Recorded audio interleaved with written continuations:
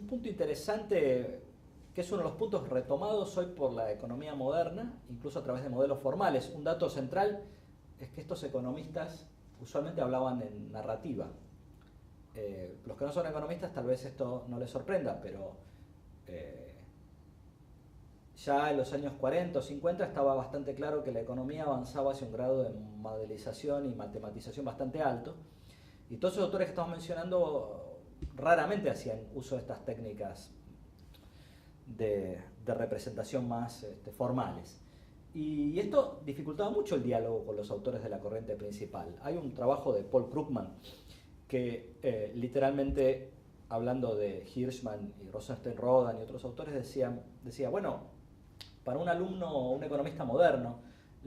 cuando lee estos autores clásicos, se pregunta, what these guys are talking about? ¿De qué hablan estos tipos? Porque no hay ningún modelo, no hay ninguna teoría formal. Una parte del revival de la teoría del desarrollo clásico tiene que ver con que algunos autores dentro de la corriente principal se han ocupado de modelizar o formalizar algunas ideas que, por ejemplo, tenía gente como Rosenstein-Rodan, que pensaba que el proceso del subdesarrollo, o mejor dicho, que el estado del subdesarrollo era consecuencia de de una masiva falla de coordinación que hacía que estas economías quedaran en una suerte de trampa de pobreza. Para un economista es muy atractiva la noción de equilibrio, y las teorías del crecimiento formales tienden a suponer, o tendían, al menos en el pasado, a suponer que hay un único equilibrio, que todas las economías llegan a un único lugar, independientemente de dónde empiecen. Estos autores clásicos del desarrollo, algunos de ellos al menos, como Rosenstein-Rodan, también Hooks, tenían la idea de que podía haber más de un equilibrio, y que había países que podían quedarse en la pobreza para siempre, salvo que algo los sacara de allí,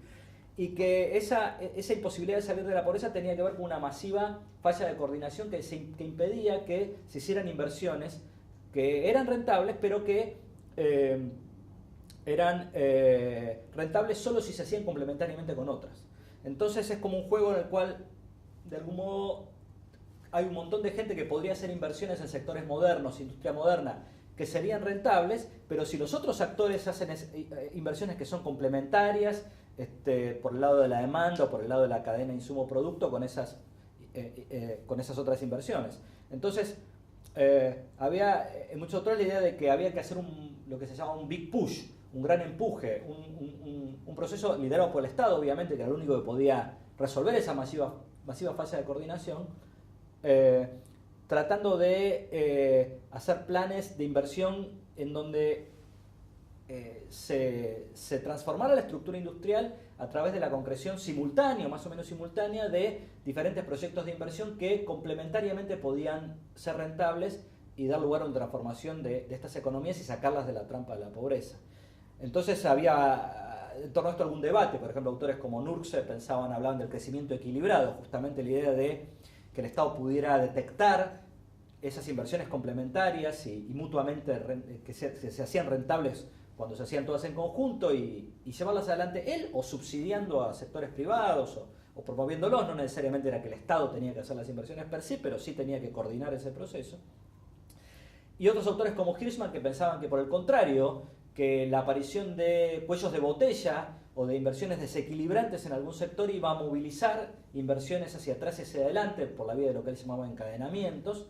que también iban a constituirse de algún modo en un big push, pero no de una manera planificada ex ante, buscando el crecimiento equilibrado de distintos sectores, sino más bien que concebía el proceso de desarrollo Hirschman como un proceso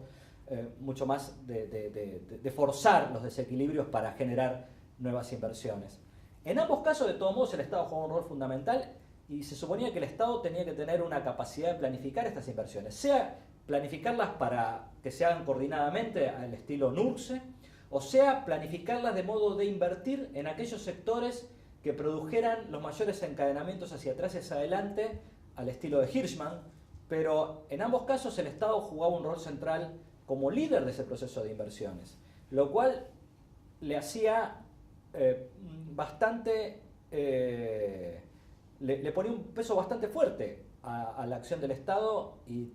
digamos que estos autores le tenían bastante fe a la acción del Estado. lo cual visto retrospectivamente tal vez sea uno de los problemas que tenían estas teorías, es decir, las fallas de coordinación existen, de mi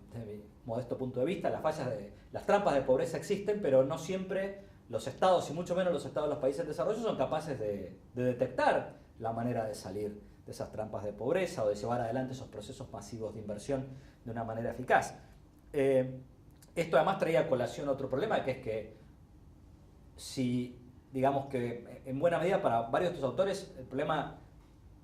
del subdesarrollo tiene que ver con la ausencia de suficientes incentivos a la inversión en capital físico, pero a la vez en esas economías en desarrollo la disponibilidad del ahorro es muy escasa porque los niveles de ingresos son bajos. Y